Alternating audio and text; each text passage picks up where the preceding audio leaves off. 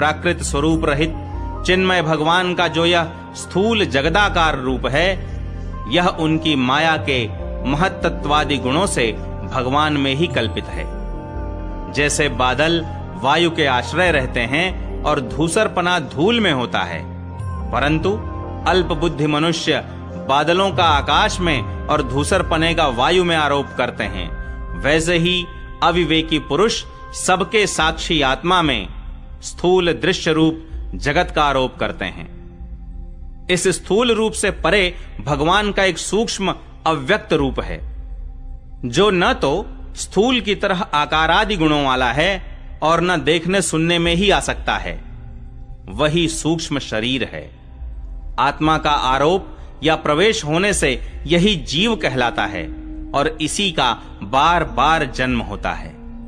उपर्युक्त सूक्ष्म और स्थूल शरीर अविद्या से ही आत्मा में आरोपित हैं। जिस अवस्था में आत्मस्वरूप के ज्ञान से यह आरोप दूर हो जाता है, उसी समय ब्रह्म का साक्षात्कार होता है।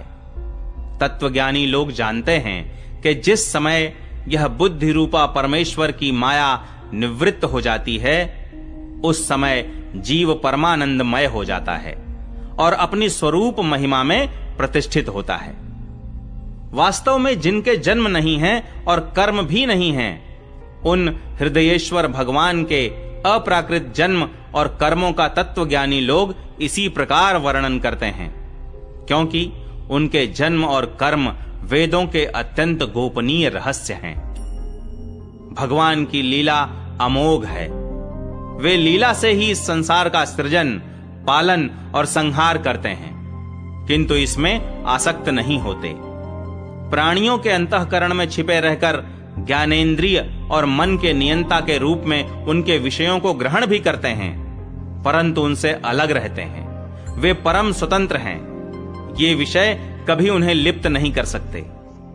जैसे अनजान मनुष्य जादूगर अथवा नट के संकल्प और वचनों से की हुई करामात को नहीं समझ पाता, वैसे ही अपने संकल्प और वेदवाणी के द्वारा भगवान के प्रकट किए हुए इन नाना नाम और रूपों को तथा उनकी लीलाओं को कुबुद्धि जीव बहुत सी तर्क युक्तियों के द्वारा नहीं पहचान सकता। चक्रपाणि भगवान की शक्ति और पराक्रम अनंत है। उनकी कोई थाह नहीं पा सकता। वे सारे जगत के निर्माता होने पर भी उससे सर्वथा परे हैं। उनके स्वरूप को अथवा उनकी लीला के रहस्य को वही जान सकता है जो नित्य निरंतर निष्कपट भाव से उनके चरण कमलों की दिव्य गंध का सेवन करता है, सेवा भाव से उनके चरणों का चिंतन करता रहता है। शौनकादि ऋषियों, आप लोग बड़े ही सौभाग्यशाली तथा धन्य हैं, जो इस जीवन में और विघ्न बाधाओं से भरे इस संसार में समस्त लोकों के स्वामी भगवान श्री कृष्ण से वह सर्वात्मक आत्मभाव, वह अनिर्वचनीय अनन्य प्रेम करते हैं, जिससे फिर इस जन्म मरण रूप संसार के भयंकर चक्र में नहीं पड़ना होता। भगवान वेदव्यास ने यह वेदों के समान भगवत चरित्र से परिपूर्ण भागवत नाम का पुराण बनाया है। उन्होंने इस श्लाघनीय, कल्याणकारी और महान पुराण को लोगों के परम कल्याण के लिए अपने आत्मज्ञानी शिरोमणि पुत्र को ग्रहण कराया। इसमें सारे वेद और इतिहासों का सार संग्रह किया गया है।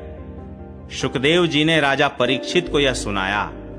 उस समय वे परमर्षियों से घिरे हुए आमरण अनशन का व्रत लेकर गंगा तट पर बैठे हुए थे। भगवान श्री कृष्ण जब धर्म, ज्ञान आदि के साथ अपने परम धाम को पधार गए, तब इस कलयुग में जो लोग अज्ञान रूपी अंधकार से अंधे हो रहे हैं, उनके लिए यह पुराण रूपी सूर्य इस समय प्रकट हुआ है। शौनकादि ऋषियों, जब महातेजस्वी श्री सुखदेव जी महाराज वहां इस पुराण की कथा कह रहे थे, तब मैं भी वहां बैठा था। वहीं मैंने उनकी कृपा पूर्ण अनुमति से इसका अध्ययन किया। मेरा जैसा अध्ययन है और मेरी बुद्धि ने जितना जिस प्रकार इसको ग्रहण किया है, उसी के अनुसार इसे मैं आप लोगों को सुनाऊंगा। चौथा अध्याय, महर्षि व्यास का असंतोष। व्यास जी कहते हैं, उस दीर्घकालीन सत्र में सम्मिलित हुए मुनियों में विद्या वयोवृद्ध कुलपति ऋग्वेदी शौनक जी ने सूत जी की पूर्वोक्त बात सुनकर उनकी प्रशंसा की और कहा। शौनक जी बोले, सूत जी, आप वक्ताओं में श्रेष्ठ हैं तथा बड़े भाग्यशाली हैं। जो कथा भगवान श्री सुखदेव जी ने कही थी, वही भगवान की पुण्यमयी कथा कृपा करके आप हमें सुनाइए। वह कथा किस युग में, किस स्थान पर और किस कारण से हुई थी? मुनिवर श्री कृष्ण द्वैपायन ने किसकी प्रेरणा से इस परमहंसों की संहिता का निर्माण किया था? उनके पुत्र सुखदेव जी बड़े योगी, समदर्शी, भेदभाव रहित, संसार निद्रा से जगे एवं निरंतर एकमात्र परमात्मा में ही स्थित रहते हैं। वे छिपे रहने के कारण मूढ़ से प्रतीत होते हैं। व्यास जी जब सन्यास के लिए वन की ओर जाते हुए अपने पुत्र का पीछा कर रहे थे, उस समय जल में स्नान करने वाली स्त्रियों ने नंगे सुखदेव को देखकर तो वस्त्र धारण नहीं किया, परंतु वस्त्र पहने हुए व्यास जी को देखकर लज्जा से कपड़े पहन लिए थे। इस आश्चर्य को देखकर जब व्यास जी ने उन स्त्रियों से इसका कारण पूछा, तब उन्होंने उत्तर दिया कि आपकी दृष्टि में तो अभी स्त्री पुरुष का भेद बना हुआ है, परंतु आपके पुत्र की शुद्ध दृष्टि में यह भेद नहीं है। कुरुजांगल देश में पहुंचकर हस्तिनापुर में वे पागल, गूंगे तथा जड़ के समान विचरते होंगे। नगर वासियों ने उन्हें कैसे पहचाना?